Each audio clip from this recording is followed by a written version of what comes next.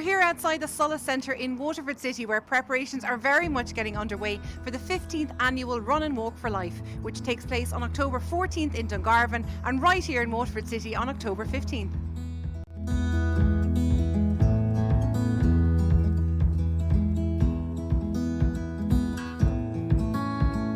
So I'm joined here by Tracy McDade, and you're the manager here at the Solas Centre, and also Anne-Marie Power.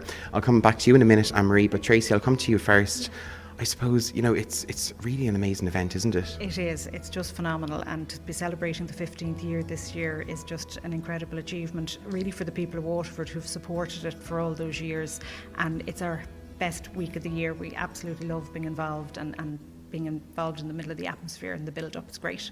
But I suppose touching again on the people of Waterford, it's without that community support, without that, where would you be? That's it. 85% of our funding comes from fundraising events and donations. So it really is, our services operates because of the generosity of the people of Waterford. And just, the funding and how important it is. There should be, calls maybe to government for more funding towards the centre here. It's the services that you provide are so vital. Yeah, that's exactly it. And our service this year is going to cost over €1 million to operate. So it is a huge support for people impacted in Waterford and surrounding areas by a cancer diagnosis. So it's a huge challenge to raise those funds every year, but the Run and Walk for Life is the biggest fundraiser and allows us to deliver our services each year. Tracy, I want to touch a little bit on you. What does this mean to you? How long have you been doing this? Yeah, well, I'm manager in my role for 7 years, and those 7 years have just gone in the blink of an eye, but I would have been involved for a long number of years before in the fundraising side of it. So really just the day is a joyful day. It is just the biggest event of the year for us. 2,500 people coming together and wearing the orange t-shirts on the day. It is just magical. And even though we don't do the 10k on the day, we always feel as if we have by the end of it, because it's an early start for us, but we just get lifted throughout the weekend by the support of everybody. It really is an amazing weekend. I remember last year we were run off our feet, weren't we? That's it. You were there with us last year and we were so thrilled for the support. It's just the best atmosphere. You couldn't bottle it. Yeah, it's great. Anne-Marie, I'm going to come to you, Anne-Marie Power. So what will you be doing here this year? Well, so at the moment we're in the hive of registration. So we have an amazing team of volunteers. It may look seamless in the background, but it's really, really busy. But the volunteers would always make it look really easy, and we're so thankful for their support. They come back year after year and they absolutely love being involved. So on the day we would have over 200 volunteers that would help out in capacity roles, and that's just to ensure the event is safe and enjoyable for all. The volunteers, most of the volunteers would be stewarding on the route. We'd also have route volunteers who would help with the water stations, the jelly stations, the entertainment. We'd also have volunteers down in the park on the day and on the finish line. I would say it's always a real community-based event where everybody comes out to help one another and support and cheer each other on. But I suppose that's what Waterford's all about, isn't it, really? Definitely. And as a team, I suppose it really reinforces to us, I suppose, when we see that sea of orange on the day, as Tracy was saying, it's so special. It fills us all with pride here in the centre, and I suppose it truly reinforces how privileged we are to be part of such a wonderful organisation. It helps so many people in the community at such a challenging and difficult time in their life. So to be a small little part of that on the wheel is absolutely just such an amazing feeling. And just for those people that want to attend, so it's the 14th in Dungarvan and the 15th in Waterford. The 14th in Dungarvan, so we're very lucky. This is our second year in Dungarvan, and it was absolutely a fabulous day last year, and the sun shone. It was just amazing. And then the 15th in Waterford. We weren't as lucky with the weather last year, but really, I suppose, for us in Waterford last year, when the rain was lashing down and we saw some of our clients who were on treatment currently at the moment, currently at the time as well, coming over that finish line, walking that 10k for us, we were just absolutely overwhelmed and blown away by the support. It's a truly, truly magical event. Siobhan Cogley, it is a pleasure to speak with you this morning. You are a former service user here in the Solas Centre in Waterford City, and you will be joining us on the big day for the Solas annual Run and Walk for Life, and you have a very special reason for doing that. I actually did the Solas Run and Walk for Life back in 2016, 2017. I was living in Wicklow at the time, but used to come back to Waterford to do the run. I'd heard back then the services that Solas provided for people with cancer, but like that, never thought I'd never have to use the services or anything, but was happy to fundraise for them because I heard all the fantastic work they did. October 2021, and I was diagnosed with stage 3 breast cancer, and started a long journey of a year of treatment, and actually just finished up a year clear of treatment November this year. And on the day of the run, I'll be 2 years diagnosed on the 15th of October. So the Solas Centre has a huge bond with the Solas Centre and everything that they've done for me. That's such a very personal and, may I say, lovely reason why. But of course, the reality of cancer is that it is not lovely. It's a very, very difficult cross to bear, and it's a very difficult journey to undergo, Siobhan. So you do have a very special bond with everybody who walks through these doors. Yeah, absolutely. When you get a cancer diagnosis, it absolutely changes everything. It throws your whole world upside down. It can be very isolating. When you're going through treatment, you have all the doctors, you have all the nurses, you have everybody running around after you, and your family and your friends. But actually, when you finish treatment, and as tough as treatment is, and you're wishing it that it, to the very finish it line, that can't wait till I finish treatment, the minute you're kind of left on your own then to kind of figure out the rest of it and heading into your recovery. And I probably found that the most difficult. I described it as almost falling off a cliff, that I was this person who was so grateful for all the treatment that I'd gotten, and that I'd gotten the all clear from cancer, but there was something not right. Why wasn't I as happy as I should be? Why wasn't I skipping through meadows and doing all the lovely things that I said I would do when I was having treatment? And the thing was that when you're going through treatment, you actually don't deal with the emotion, I think, of it and the trauma of it. So when I finished treatment then, like I said, I had this whole new life then to navigate and didn't know where to start. So I used to be a bit of a gym bunny, and I loved going for walks and stuff like that. Got in my car and I said, I'll go for a walk, because that helps everything. But I realised I couldn't get out of the car after I drove to where I was going for the walk. So I said, there's something wrong here. I need help here as how to navigate the next part. And that's when I turned up at the car park at the Solas. I sat in the car for another while thinking, oh my God, there's people a lot worse than me. There's people that need the services more than I need them. And then I just thought, no, big girl pants on, walked through the doors, and I have never, ever looked back.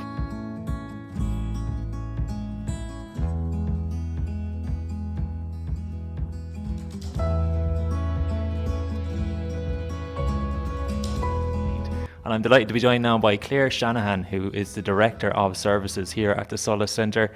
Clare, obviously we know the run goes towards some wonderful things that you do here. Can you just tell us about some of the services that you provide in both Waterford and Dungarvan?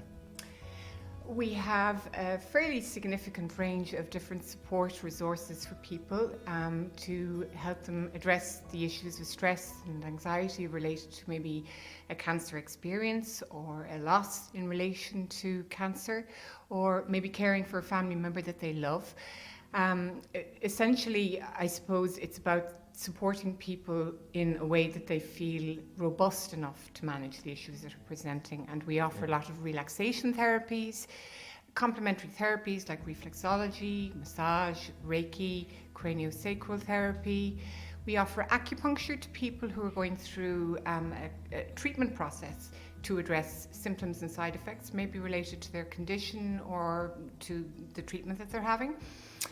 We offer a range of emotional and psychological supports like counselling and music therapy, art therapy. For children and adolescents, we offer play therapy, art therapy, and creative drama therapy.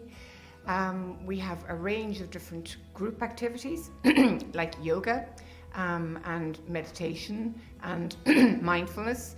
And we offer sort of creative writing, and we have a fabulous men's group. And over the course of the next few months, we'll be re-establishing women's groups and bereavement groups. So there's a lot of stuff in progress and in development. The recovery from COVID has been kind of cautious because we have to safeguard people who might be vulnerable. But all our resources are so accessible to people. It's a very informal access to engage with our services. So people can, I suppose, avail of things when they need them in the immediate. Yeah, absolutely. And like a cancer diagnosis for a lot of people, it's a very individual experience. I suppose it's no one knows how to accept it. It's such a shocking thing for someone to have to happen to them. So to have all those different aspects in which you can sort of, in a way, come to terms with what's going on is so important to people, because you have so many different services here that it caters to all needs. Absolutely, and it's really important that people feel that they're met with respect and with acknowledgement of the challenges that they're facing, and have that sort of partnership with somebody where they feel that they're reinforced, and that what we offer is productive, and that it's effective in helping them to find their own ground with what's happening.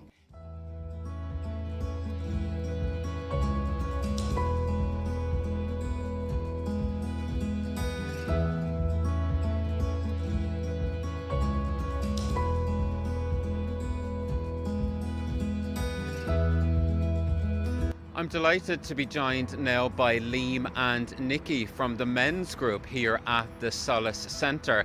And Nikki, tell me a little bit about this area that we're standing in this morning. Yeah, this is the side entrance of the Solas Centre, and we have 6 raised beds here, and we have a variety of vegetables and some strawberry plants and so forth. We do a lot of planting them for potatoes, so it's at the end of the season now, and in the spring then we'll be planting all new plants for the summer. And I imagine it's a great project for members of the men's group to actually be involved in growing vegetables like It this. is, and we have members that don't know much about vegetables, and we try to encourage them to grow their own here, And Liam, the men's group, tell me a little bit more about the type of activities that the members actually do. Well, the main feature of the men's group would be that we get together every Tuesday morning, and we get together for about 2 hours, say from 10:30, 12:30. We have a chat about various things.